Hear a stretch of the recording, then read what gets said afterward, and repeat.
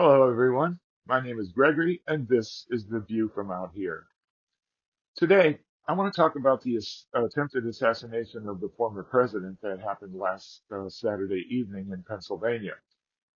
I watched it happen on TV just like the rest of the world. It was shocking, of course, but there was something about it that didn't sit right with me. I haven't been able to put my finger on it exactly, but something just isn't right here.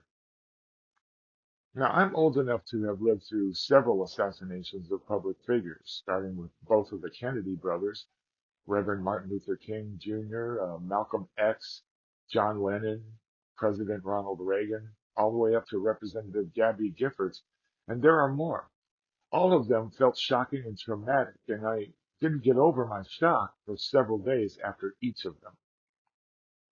This time it wasn't like that. And I don't know if it's actually different or am I now becoming desensitized by so many mass shootings and other gun violence over time. Maybe it's because of my distaste for the former president. I haven't forgotten how cognitively dissident he has made me feel for the last decade or so. Trump did come within an inch of his life. Thankfully, he walked away with a minor injury to his ear, and I'm actually happy about that. I don't want Trump dead. I just want him out of my face. And there are other ways of accomplishing that, like voting for someone else for president, for example. But now that I think about it, that didn't work out for us very well in 2020, did it? We voted him out of the White House and he just remained in our faces anyway. I abhor violence in all of its forms, from interpersonal road rage, domestic violence, drunken brawls in the street outside a strip club, all the way up to international wars and all points in between. It only makes bad situations worse, and nowadays, innocent people who aren't even part of the conflict often get injured, maimed for life, or even killed altogether. Why then is this time different? Less impactful, less, I don't know, traumatic?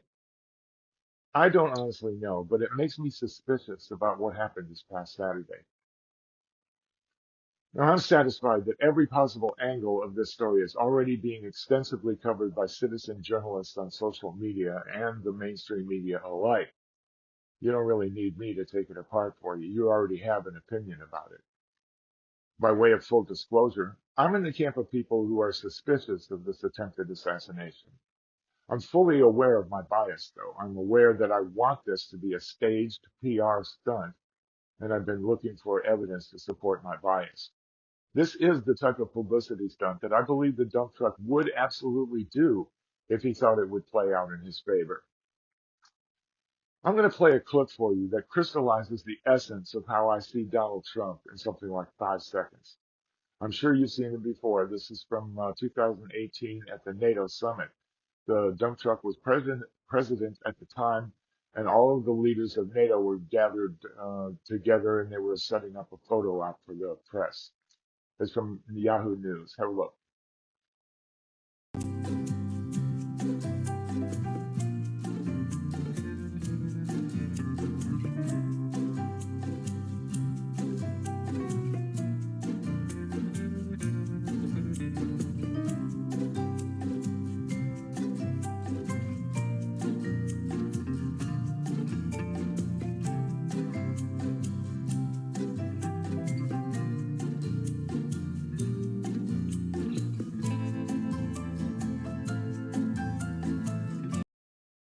That 5 seconds is everything anyone should ever need to know about who Donald Trump really is.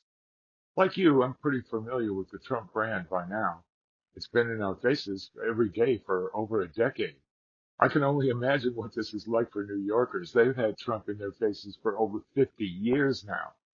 They know his brand even better than I do way out here in Portland, Oregon, which is why I suspect that a jury of his peers in New York found him guilty on all 34 of his felony charges. I suspect that the other juries in other jurisdictions will do the same if those trials ever take place. One has already been dismissed on a technicality that was suggested by corrupt Supreme Court Justice Clarence Thomas and will likely be refiled once the technicality has been addressed.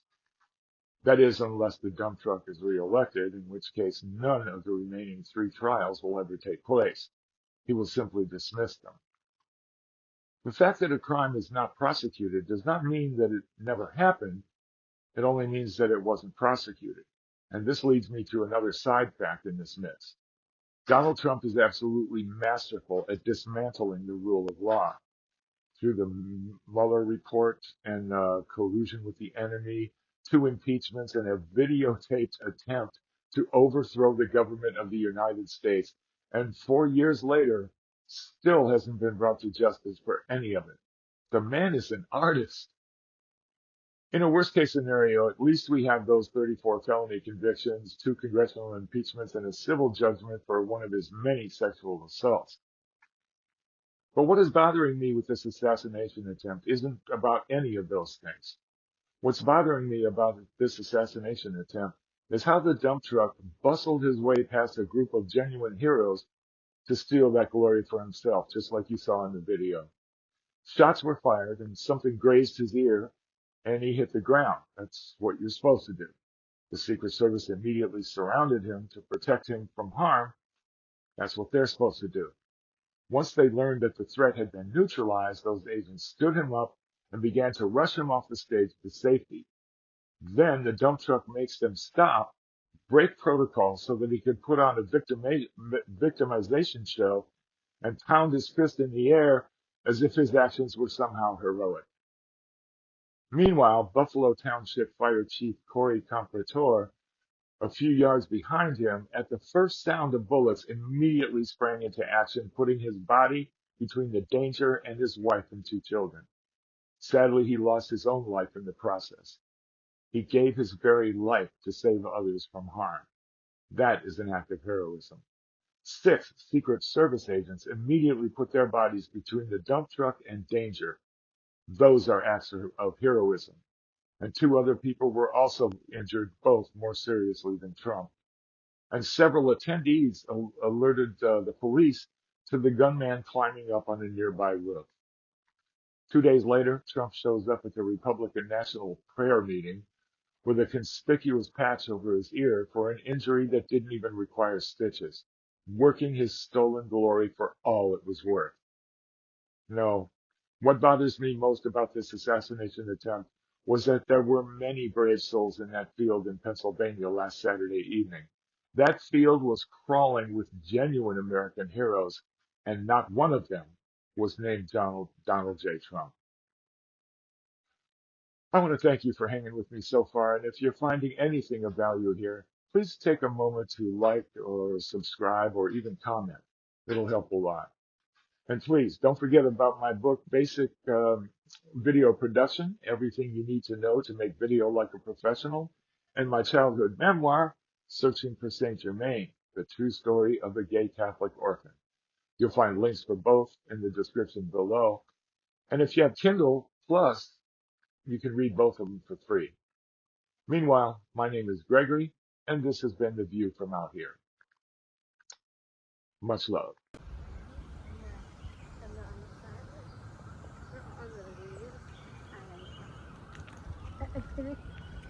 Summer. Kind of. Well, it's almost summer, isn't it?